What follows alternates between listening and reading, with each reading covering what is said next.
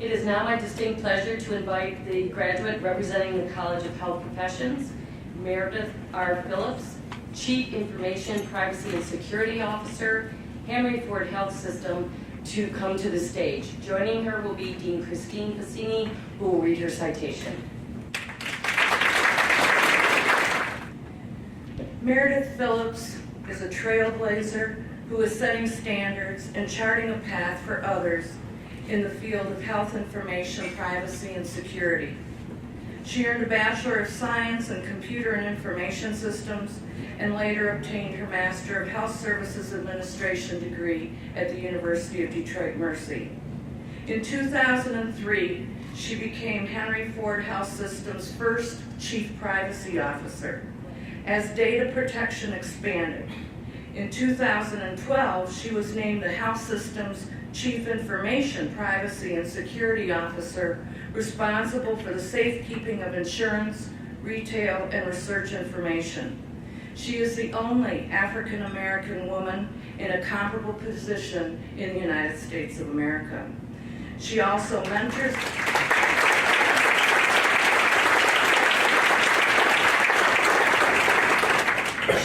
mentors students interested in fields that rely on science, technology, engineering, and math. She supports the Henry Ford Early College Learning Program and the Michigan Council of Women in Technology, helping young women understand the opportunities available in the growing STEM fields. It is indeed my honor to read this citation. Congratulations. Okay, how cool is this? To Dr. Garibaldi, the Board of Trustees, Dean Fassini of the College of Health Professions, faculty, students, and friends, I am indeed overwhelmed with this opportunity and this honor.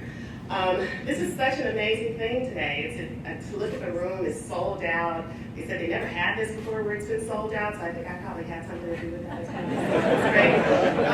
So I just think this is really humbling for me, especially looking at the rest of the honorees tonight. I'm the youngest one on the list.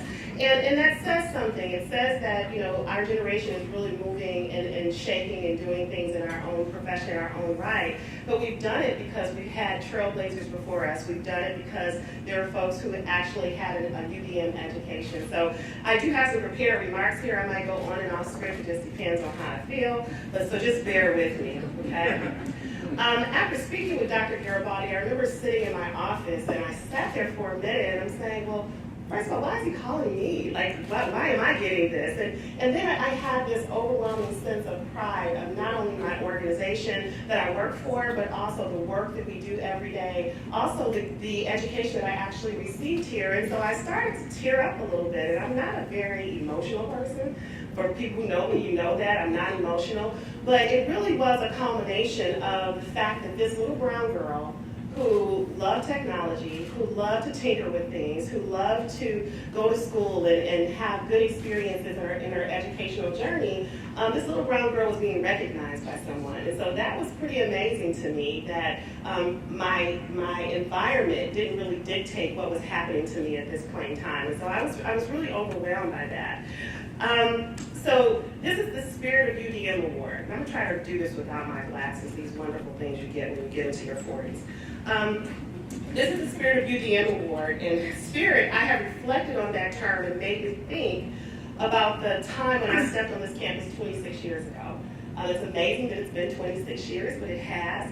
And so I think through the fact that when my brother, Will, who is also an alumnus of the school, talked about this campus and the spirit that was embodied by not only the students, but the faculty, the sororities, the fraternities, the camaraderie, the things that I would experience if I came here. So I transferred into the university as an architecture student. I know you guys are sitting there thinking, an architecture student, well, who was she doing that? But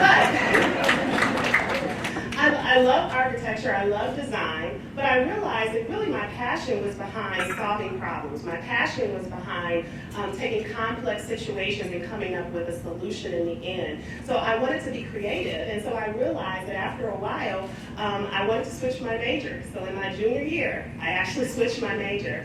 I know my mom probably thought I was losing my mind, and why in the world are you doing this? It doesn't make any sense. You're in your junior year. But I really felt like it was the right thing to do. We had started learning some things with CAD/CAM systems, and so I started to get really into technology, and I realized that I could do more in that space if I continued to go down this technology path. So I did actually move down that path. But a little bit back to the spirit, I think about the relationships that I've created. I look at some of the people in the room. I met them here on this campus. And the fact that we are now, 26 years later, still friends and really involved with each other's lives is what was important. That was the spirit that was on the campus at the time, 26 years ago. I think back to my professors, and there are some that I'm not quite sure where they are now or anything like that, but they have really left a mark on my life. I think about Father Sherio. My brother and I were just talking about him earlier today. And so Father Sherio taught us English, and so we would get up to come to his 8 o'clock English class in the morning.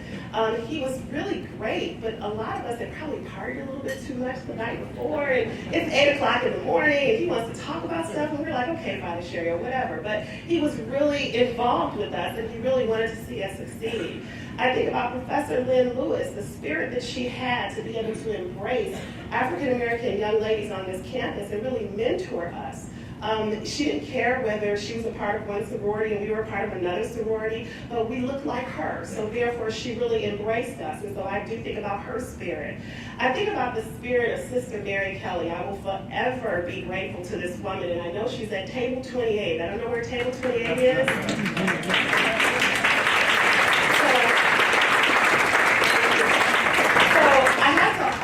Talk about her because I would not have graduated in my grad program had it not been for Sister Mary Kelly. So I traveled a lot. So there were times when I had to be on the road. I was at client sites and I couldn't always go to class. Sometimes I had to be on the road. But this woman was amazing. She would take my lectures sometimes and FedEx them to my hotel. If I had to come home on the weekends and I needed to take exams, she would proctor those exams for me so I could still take those exams. And so again, the spirit of this woman was so enduring and so committed to watching me become successful. I have to always remind myself about her. It is about the spirit of all of these individuals, friends, family who have been around me for all of my life, helping me create this for others. So people ask me, why do you do what you do? Why are you the geeky little girl who likes to talk about technology and cybersecurity and all of these things, and why do you put so much effort into it? It's because when I started in this field 26 years ago, or 24 years ago or so, there was no one who looked like me. Not one person. Not even a male person who looked like me. And I've had people who have really carried me along in my career, really helped and supported me, but I always do the things that I do because I want another brown little girl to be able to say, I got a chance to meet this woman one time. She came to an NCWT event. She came to our school and she talked to us about STEM. Now I think I can be her when I grow up. So this is why I do what I do every day, because I want another little girl to be able to say that. I wasn't able to say that, but hopefully now someone else can say that. So the next thing that I'm going to say, it's not in any reflection of the folks who have come to support me today, because I do have a lot of people here supporting me today, but there are some people's names that I have to call. And I have to call them because, again, the spirit of those individuals is who's created the character that I have every day and the commitment and the drive. So when I think back to my mom, Phyllis Lyons, who was sitting at the table, a single parent who helped raise me and my brother, who really made sure that we had all the things that we needed. She was tough. Be honest, she was tough, but her toughness is what created who we are. It helped us create who we are. So I think about her and I say thank you. I say thank you to Chester and Roxy Triplett. These are my grandparents who, again, always taught us that we had to make different decisions. Our environment dictated a whole lot of things, but how do we create a path for ourselves by making a different decision other than what we saw? So I thank those people. I thank Reverend David Craig. Without him, again, I don't think that I would be the woman that I am today, who fostered that girliness in me. It's okay to be a girl, and it's okay to be a geek, and that's what I am, and I'm okay with that. Okay? So I think about Patrice Kane, I think about Arena Saxton, and they didn't know I was going to call their names today, but I think back to my friend Patrice, and we've been friends for a very long time since middle school, but she helped me out a lot when I had a coding class, and I didn't know exactly what I was doing, but Patrice knew what she was doing, so she helped me through that. So again, that spirit was embedded in me. Mama Rena embedded in me. My brother embedded in me. So I thank all of you guys for being the support that I've always needed. Lastly, and he has no idea that I'm going to say anything about him, Lowell Harper, you are the absolute love of my life.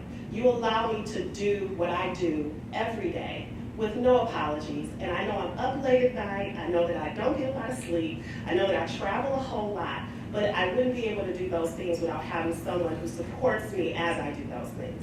So I thank you and I appreciate you as well. So that's all I have to say. I'm so honored by this.